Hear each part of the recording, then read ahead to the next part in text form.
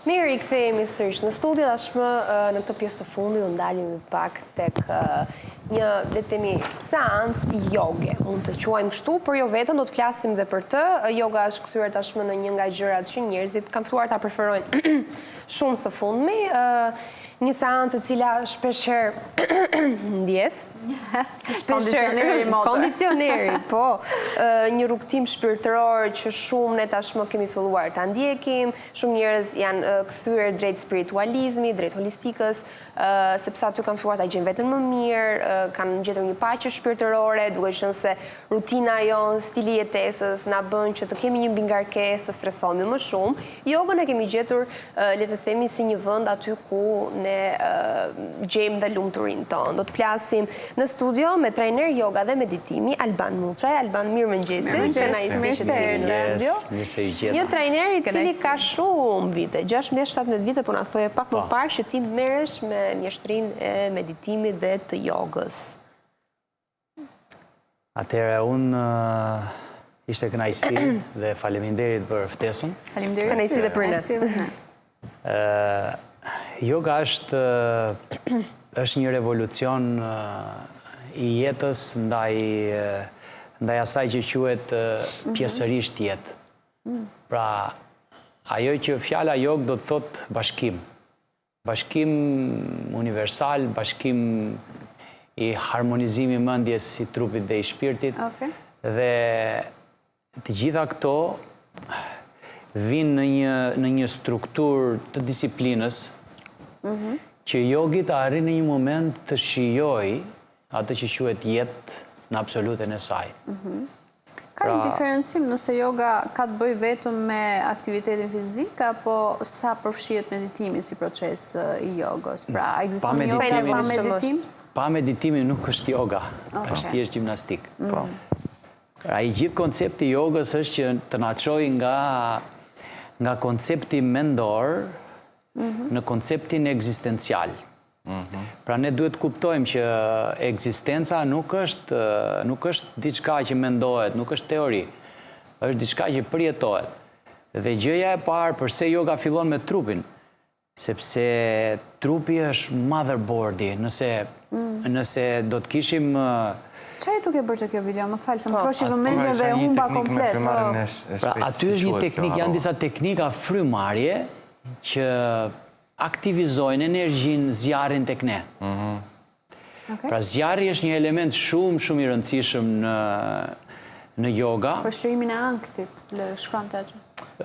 Jo vetëm për shërimin e shërimi, domethënë shërimi, vetë shërimi vjen si rezultat i praktikës, domethënë shërimin e ke aty, po qëllimi i jogës nuk është vetëm shërimi. Si quhet ajo teknika me atë frymarrjen? Ajo quhet Kapalabhati. Kapalabhati.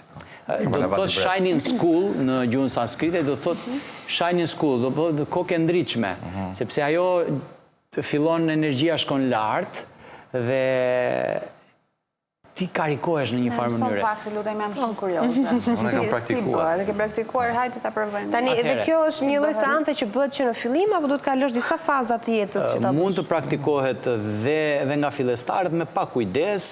Personat që kanë tension të lartë nuk këshillohet sepse e rrit zjarrin në trup. Duhet ta bëjnë në një mënyrë shumë të moderuar. Por që ka shumë benefite, pastron nga toksinat, masazhon organet e brendshme, të rigjeneron, largon mendimet, bllokimet nga... Po, teknika e frymarrjes njihet në fakt për largimin e mendimeve të këqija. Atëherë, teknika është e thjeshtë, nëse jemi fillestar mund të çojmë njërin dorë te kërthiza dhe njërin te kraharori. Mund të fillojmë me disa frymarrje të ngadalta, thellojmë pak frymarrjen, e bëjmë abdominale, kjo do na japi mundësinë të qetësohemi. Pra nuk duhet lëvizi kraharori, por diafragma. Po, diafragma. Pastaj mund të kalojmë në një frymarrje më të thellë që është abdominalja dhe kraharori bashkë, që quhet frymarrja e plot. Mund të bëjmë dhe kumba ka mbajtjen aty.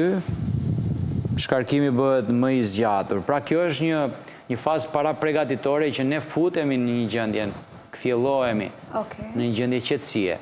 Pastaj frymarrja Kapalabhati, ushtrojmë një presion me frymënxjerrjen. Edhe nërmet fondës, po. Dhe kontraktohen mushkrit dhe diafragma, pa e sforcuar trupin. Trupi është i lirë,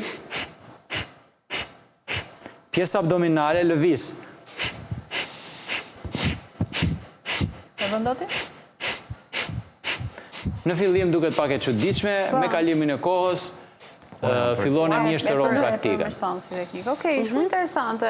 Alban, si e ke mësuar ti jogën? Pra, si e njohur ti me jogën? Se në Shqipëri është njohur vonë dhe ti ke kaq shumë vite që merresh. Po, unë kam jetuar në Greqi dhe nga që kam qenë aktiv në disa nga sportet, kam qenë dhe profesionist në boks, në futbol, në fillim në Shqipëri kam qenë futbolist. Kështu që kam qenë një person i lidhur ngushtë me trupin, me aktivitetin fizik. Dhe yoga erdhi nga kureshtja më shumë për të kuptuar çfarë ndodh duke parë persona në postura meditimi, duke folur, duke dëgjuar një mjeshtër për syrin e tretë, për vetdijen e lartë, për energjin, për trupin astral, për trupin energjik, për gjitha këto dimensione që ne nuk i kishim menduar ndonjëherë dhe në kulturën tonë. Po se dikush në misin tënde, domethënë si kishe qasjen? Faktikisht një vajzë që frekuentonte jogën më ka ftuar të provoja një seancë. Dhe unë shkova dhe nuk e mendoja që do kisha përjetuar një gjendje të tillë. Dhe personat që vinë dhe praktikojnë në yoga, si fillim përjetojnë relaksimin e thellë. As vetë ata nuk e kuptojnë se si njeriu mund të relaksohet kaq thellë, mund të shplodhet. Dhe është e drejta e të gjithëve ta përjetojnë të shplodhjen e thellë dhe kur vjen shplodhja e thellë, atëherë vetëm mund vjen energjia e lartë. Po, arrin të gjithë të futen në procesin e jogës, e meditimit, se ka shumë njerëz që thonë, nuk ndjeva gjë, nuk arrita të përjetoja diçka, ndryshe nga ai personi që mund të kenë pasur. Atëherë ka dy faktorë nëse personi nuk përjeton diçka.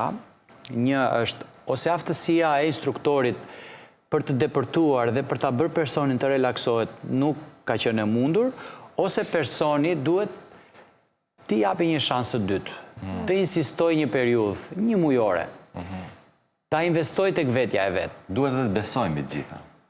Po së është pak të skeptike. Nuk është çështje besimi, është çështje... Jo, e kam felen, sepse unë e kam provuar edhe me Krisën të lloj teknike, dhe Krisa teknike, dhe më të meditimin fillimisht, edhe me atë të thjeshtat, vetëm me frimarje, edhe si duket nga mos besimi që mund të përjetonte një lloj çlirimi apo një lloj relaksimi, siç u thatë. Po nuk kisha unë asnjë gjendje. Nuk ishte e bindur dhe vetë që mund ta kapte këtë lloj stadi, domethënë. Ndaj them, duhet edhe pak besim që mund ta arrish, jo besim në kontekstin e besimit. E dini kush është gracka e gjithë shoqërisë tonë, e gjithë kulturës që ne jetojmë në këtë fazë kulture në planetin tonë? Është se ne jetojmë në koncepte. Pra nëse diçka unë e shikoj dhe kam krijuar një lloj bindje ndaj kësaj gjëje, dhe unë ndoshta mendoj se kjo nuk funksionon për mua. Dhe kemi pritshmërinë me mendjen tonë të presim çfarë do ndodhi. Dhe kjo është një grackë mendjes. Pra e gjithë puna e jogës është të kuptojmë që ne nuk kemi mendja, dhe ta lëmë mendjen të dorëzohet një inteligjencë më të lartë. Pra mendja duhet të kuptoj që është ai shërbëtori inteligjent, superkompjuteri që krijon çdo gjë, çdo mrekulli, ose ai gjini, por nuk është esenca. Dhe se që të mendja të evolojë dhe të zhvillohet, duhet të dorëzohet esencës. Pra mendja duhet mësoj të dorëzohet, të relaksohet. Esenca në këtë rast është? Esenca në këtë rast është vetdia e lartë, ose mendja e lartë, ose shpirti, mund ta quajmë, ka shumë emra, por është diçka më e thellë. Dhe kjo është ajo që na lidh ne me inteligjencën universale. Pra ne futemi në një flow, me energjinë që na rrethon, me çdo gjë që na rrethon. Sa e nevojshme është që ne ta bëjmë më shpesh jogën, pra ta kthejmë në një pjesë të rutinës tonë. Pra nëse disa kanë palestrën, ushtrimet, sa e rëndësishme është edhe joga në mënyrën se si ne jetojmë, duke marrë parasysh që ne mund të shkojmë një seancë, të relaksohemi, po puna jonë e cila na jep stres dhe mbi ngarkesë emocionale vazhdon çdo ditë. Nuk kufizohet vetëm tek relaksimi apo tek energjia. Yoga futet aq thellë në vetdijen tënde sa të transformon rrënjësisht dhe të detyron të përballesh me çdo lloj programimi që ti ke. Pra unë besoj dhe them me vedije të plot që yoga është nevoja e të sotmes dhe kultura e të nesërmes. Çfarë bëni ju si instruktor në momentin që keni një klasë përballë, në një klasë joge dhe meditimi? Çfarë thoni ju me zë? Do të thënë si e fusni në gjendje? Në radhë të parë, qëllimi im kryesor është t'i nxjerr njerëzit nga gjendja që i është krijuar, nga situatat e përditshme apo nga... Si funksiononi, do të thënë, si një psikolog që bëni bisedë me ta? Në fazë të parë i fus në një gjendje relaksimi. Me frymarrje? Të relaksohet. Okej. Me gjumin e jogës, me shtrire, me yoga nindra, me teknika me ushtrime relaksimi. Okej, aromaterapi, sound terapi? Jo, sound terapi është tjetër. Okej. Po soundi është një shkencë, domethënë është pjesë e jogës, quhet nada yoga, dhe është një shkencë shumë e thellë, sepse është frekuenca. Ju nuk e përdorni? E përdor, po. E përdor, po si fazë të parë, domethënë koncepti është t'i nxjerrësh, nuk ka rëndësi mënyra. Ta nxjerrësh personin nga programimi që ka krijuar nga rrethanat e veta. Është shumë e lehtë ta thuash këtë, po është pak e vështirë të besosh që një njeri i shtrirë dhe një tapet dhe një seancë me një njeri që sapo e njeh, të t'i bëj një lloj relaksimi të tillë. Po. Është Dhe ka skepticizëm. 99.9% rezultat pozitiv dhe sukses. Efikasitet, wow. Sepse mendja, duhet kuptojmë një gjë. Mendja në yoga quhet monkey. Pra mendja që pyet, jo mendja inteligjente. Flasim për mendjen që pyet, refuzon, analizon, kushtëzon dhe çdo gjë, opinione, gjitha këto. Kërkon gjithmonë të ketë diçka të kapet. Dhe çfarë bën jogi? Jogi thot tani praktikantit, thot çoje mendjen këtu. Fokusohet diku tjetër. Çoje këtu. Pra ne i bëjmë një xhiro, pra e detyrojmë mendjen të kthehet në energji. Se mendja është një formë energjie, por është një energji shumë e vogël që na trazon gjithë jetën. Dhe kur e çojmë te energjia më e madhe që është nëna, që është trupi, është feminina. Mendja është maskulina. Trupi është feminina. Ne e drejtojmë mendjen te nëna dhe i themi çoj këtu, i këtu. Çfarë mendja nuk ka ku të vej, do shkoj këtu. Dhe në momentin që shkon këtu kthehet në energji dhe ti lidhesh drejt për drejt me ekzistencën, me atë që është tani. Jo me imagjinatën çka ka ndodhur, jo me atë që do ndodhi. Pra ti kthehesh në rrenjë, ti kthehesh në ekzistencë, në trup. Dhe në momentin që ti kthehesh në trup, mendja shpërbëhet si ajo kalaja e rërës që është ngritur në buzë detit. Ndoshta aty në seancë mund të shpërbëhet. Çfarë ndodh me këtë pacienti, le të themi, ose klienti, nuk e di si i quani ju njerëzit në atë rast. Nuk e di. Si i quani? Klient? Jo pacient, nuk do ta quaja kur pacient një person që vjen në yoga. Okej, klient. Është një njeri që do të evoluojë, do të zhvillojë, apasionuar pas jetës. Çfarë ndodh me të në momentin që mbaron seanca? Atëherë, do të çojë mendjen prapë te imagjinata, do të çojë mendjen prapë te hallet. Po, është e vërtet kjo. Për asnjë nuk mbaron hallet, as për mua. Duhet kuptojmë që është diçka që kultivohet vedia. Ajo, besoj se dëgjoni shumë awareness, be full, be mindful, gjitha këto janë kjo që po them. Pra, është diçka që kultivohet. Do më thënë, nëse ne fillojmë të njihemi me energjin tonë, me versionin e energjisë që është në trup, dhe dalim nga koncepti i mendjes, fillojmë e kultivojmë atë që quhet vedia dhe bëhemi më të gjallë dhe ndaj dashurisë, dhe ndaj dhimbjes. Njerëzit që vinë zakonisht vinë nga dhimbja, vinë nga traumat të skaluara, që duan që të gjejnë një lloj relaksi, domethënë çfarë i bashkon në yoga përveç kuriozitetit? Atëherë shumica vinë nga që fillojnë ndjejnë këto frekuencat. Është një lidhje, është një net i padukshëm. Të paktën në eksperiencën time, mua nuk më vinë asnjëherë njerëz rastësisht. Janë ata persona që kanë filluar të lodhen nga programimet dhe frekuenca e tyre ka filluar të rebelohet. Në momentin kur fillon rebelohet frekuenca... Si shfaqet kjo? Si e kuptojmë ne që frekuenca jonë është rebeluar? Ti kuptojnë që çdo gjë që fillon dhe përsëritet, një cikël i jashtëm apo i brendshëm, mendimesh, emocionesh, gjërash, të ka lodhur. Dhe ti kërkon diçka më të thellë, më të lartë. Dhe aty ti fillon të kthehesh ndaj vetes sepse kuptojnë që e jashtmja është një reflektim i të brendshmes. Personazhet nuk kanë rëndësi, por rëndësi ka që ti reflekton brenda teje nga jashtë atë që të pasqyrohet. Dhe kur shikon që ti lodhesh nga pasqyra jashtme, thua dale se ka fajin pasqyra këtu. Ta shikoj një qik brenda këtë çështje. Shiko, është e vërtetë, sado skeptik të jemi, ka shumë raste biznesmenësh, njerëzit, po kryesisht nuk e di pse janë pak biznesmenë dhe njerëz që kanë një stad në jetë që zgjedhin tilla praktike. Dhe kushdo që ka provuar thotë që më ka bërë shumë mirë, pas këtij meditimit, pas seancës, pas jogës, kam qenë super mirë dhe prap ne të tjerë që jemi skeptik ndaj kësaj gjë përsëri nuk e kuptojmë dot. Pse është krijuar kjo përshtypja që biznesmenët apo njerëzit që janë shumë ngarkuar në jetën e tyre gjejnë paqe te yoga dhe të tilla praktika meditimi. Se bëjnë dhe ato pastaj meditimi 7 ditë pa folur, domethënë janë shumë praktika që njihen në Shqipëri, po ende na tingëllojnë të çuditshme. Atëherë, kjo ndodh për arsyen nëse marrim piramidën e Maslow't, kemi nevojat bazë, mbijetesën dhe gjitha këto. Një person që ka arritur të rregulloj pjesën e mbijetesës, atëherë ka kohën dhe për të eksploruar aspektet të tjera të jetës. Tani një person që është gjithmonë te skamja ose tek problemet apo tek gjitha këto gjërat. Pra yoga nuk është për të varfër. Jo nuk është. Këtë dua të dalë këtu që duhet të shëmbet koncepti se ti duhet të kesh dhe duhet të kesh organizuar çdo gjë pastaj ti të kalosh te yoga. Yoga thotë ndryshmen.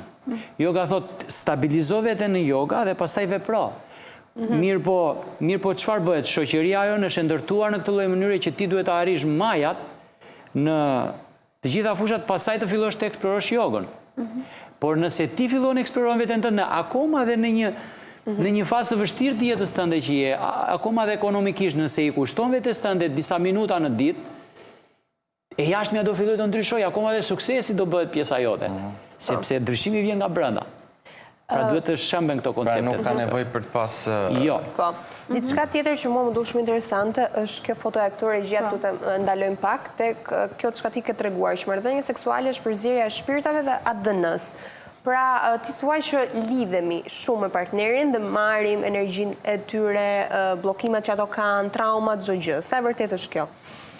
Dhe sa të lidhur jemi ne me partnerët tanë dhe ata që vinë në seancat e tua të jogës e shprehin këtë gjë, pra që marrëdhënia e tyre ka ndikuar në personalitet, në emocione, në çdo gjë. Atëherë, kjo është një temë shumë e thellë dhe në shoqëritë, në disa shoqëri dhe në shoqërinë tonë shumë herë është tabu pjesa e seksit ose pjesa e marrëdhënieve intime. Dhe duhet të kuptojmë që seksi ose marrëdhënia intime është forca më e fuqishme në univers. Është forca që krijon jetën. Dhe nuk duhet parë në asnjë mënyrë si një akt superficial, si një akt sipërfaqësor, ose si një akt vetëm për të marrë kënaqësi momentale. Duhet të kuptojmë që aty feminina dhe maskulina që janë dy energjit të brendshme të ekzistencës vinë në kontakt, nuk vjen thjesht gjinia. Dhe në momentin që këto dyja bashkohen, aty ndodh yoga e vërtet, ndodh një bashkim universal dhe aty ti përjeton bashkimin me hynoren. Nuk është thjesht një veprim. Pra nëse ti nuk e shikon femrën si hynore dhe femrat shikojnë mashkullin si hynor, marrëdhënia do ngelet në nivele superfaqësore dhe pasojat janë. Ti ke programimet e tua, unë kam programimet e mia. I përziejmë këto programime në një formë energjitike dhe bëhet një lamsh. Dhe pastaj na ndodhin gjëra që as vetë nuk i dim pse na ndodhin. Kemi emocione që as vetë nuk i dim pse na ndodhin. Flasim për emocione të mira, për emocione të këqija. Zakonisht janë të këqija, sepse njerëzit, fatkeqësisht po e them këtë, sot nuk kemi marrëdhënie të shëndetshme, sepse ajo që i bashkon njerëzit janë programimet dhe arqetipet. Ti ke këtë arqetip dhe do të rheqësh këtë lloj arqetipi që do të bëj ty që ti të rikrijosh ciklin dhe traumat e tua familjare. Çfarë ndodh njerëzve që kanë shumë partner seksual? Çfarë ndodh me shkëmbimet e energjisë? Atëherë, sa më shumë partner seksual të kesh sipërfaqësor, aq më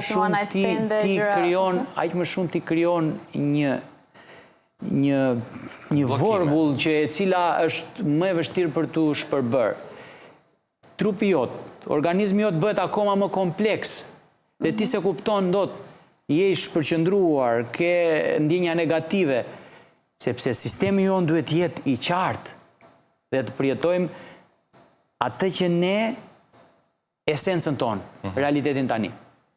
Është si të marrën tani një vazo, këtu është bosh, dhe ka ujë, dhe këtu hedh 100 gjëra të ndryshme. Si mund ta zhbëjmë pra këto njerëz, le të marrim meshkujt në këtë rast që kanë pasur disa marrëdhënie të ndryshme gjatë gjithë jetës tyre, përpara se përfundonin tek, le të themi, e duhura. Çfarë mund të bëjnë për të pastruar shpirtin, për të pastruar të vorbullin që ju thatë, të bllokim? Atëherë, energjia, ne nuk jemi thjesht kjo që shohim. Ne kemi një dimension energjik, kemi në ndërgjegjen. Të gjitha këto janë si një liqen me ujë.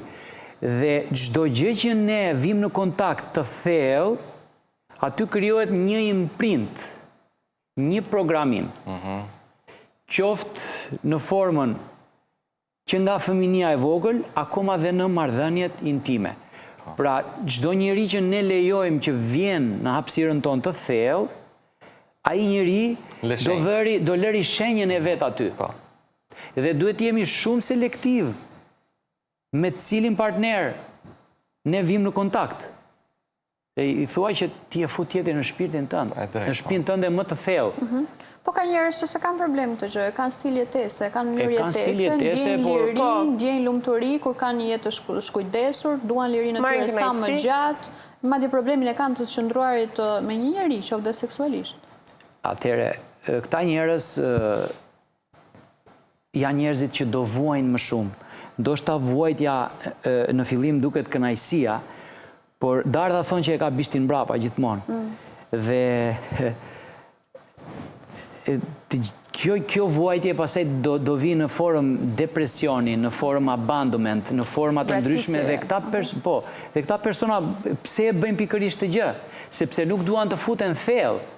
Sepse nëse ti futesh thellë, duhet të përballesh me arqetipin tënd, me traumat e tua dhe me traumat e personit tjetër. Kush e ka kohën dhe energjinë dhe kurajën të përballet dhe të dashurojë sinqerisht sot? Bashkë me traumat. Të gjithë veshin maska. Në momentin që vjen momenti që ti duhet të heqësh maskën, ti kthehesh mbrapa në programim dhe kërkon validation. Kërkon pëlqimin. Ti shikon sot femrat e Instagramit që kërkojnë pëlqimin e shumë meshkujve, atë pëlqim që nuk i është dhënë ndoshta nga prindi tyre, nga jati zakonisht, dhe kërkojnë këtë grop që nuk mbushet, ta mbushin me shumë meshkuj që i shikojnë, që të pëlqehen, por edhe në marrëdhëniet e tyre. Sepse refuzojnë të bëhen vulnerabël. Të bëhesh vulnerabël do kurajo dhe dashurosh me sinqeritet sot. Dhe këtë që bëjnë domethënë që jetojnë në këtë lloj mënyre është një shtirje për mos u përballur me traumat e brendshme. Edhe kamuflimi që herët se vonë do përballen thuat. Po.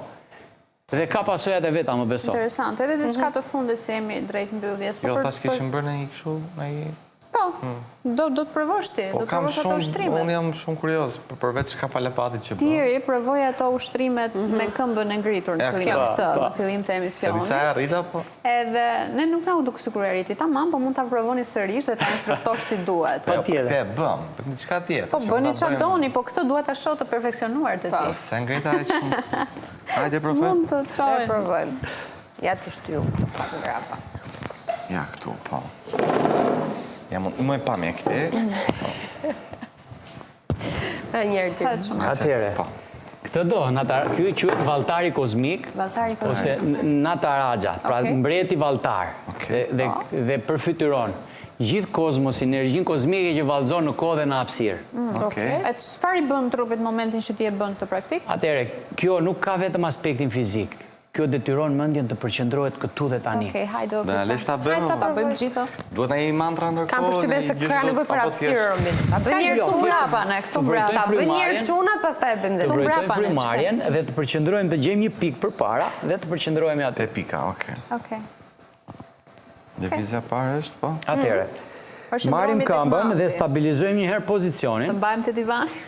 Përqëndrohemi, nuk quhet nëse mbash të divani, nuk quhet. Po mirë, do bëj që me një unë, së shera parë jemi me taka. Atëre, në momentin që kemi stabilizuar këtu, atëre ne do fillojmë të hapemi, expansion, nga dalë. Pra parimorja është të kemi një stabilitet. Prit se do ish taka ta bëj tamam. Dhe Se po vuajmë. tu detyrohet mendja tani të përballet të vinë në momentin këtu dhe tani. Jo, se s'po unë e bona më gjesër. Unë në majtë të takave Po nga që e tani. mba këmën drejta, unë kështu nuk e mbajtë të drejt. Ua, sa E unë e bëra. Na shikoj qiko Alban si jemi? Bukur. Përpiqemi. Një kubrinja tash. Sa duhet ngrejt kjo? Atëre, mirë është të qëndrojmë deri në 5 frymarje, Okej, maksimumi drejtojmë 10 pak nga frymarje, kamera. po. Por që Drejtojmë pak tjerë, lutem që mos t'i kthejmë paraprakisht duhet një ngroje trupit, një Po, gjithmonë. se ne u kputë. Përgatitja. Janë nxemje. Mos shkoni të bëni asana, këto quhen poza. Po. Të shkoni të bëni poza pa e ngrohur trupin, se do përsoni në një ngërç, në një tërheqje muskulit. Po, duhet pa tjetër që ta provosh. Nëse, shumë interesante. Alban, faleminderit që më bëri të rretheshim takat. Që patëm mundësinë të përcjellim diçka të mirë në publikun. Faleminderit, ishte kënaqësi që na njohim me një eksperiencë të tillë. Mirë, kemi mbyllur edhe për sot. Iku Albani para dhe ne pas ti. Ditë e bukur që nesër. Recetën e mirës pas pak, mos harroni. Edhe takas. Vishi.